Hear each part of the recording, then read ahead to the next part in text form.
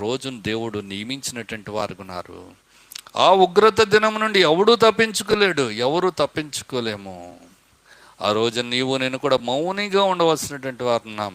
అలాంటి ఆ దురదృష్టకరమైనటువంటి దినం నుంచి నీవు నేను కూడా విడిపింపబడాలి అని అంటే దేవుని జ్ఞాపం చేసుకోవాలి. దేవుడిచ్చే రక్షణను మనం స్వీకరించాలండి.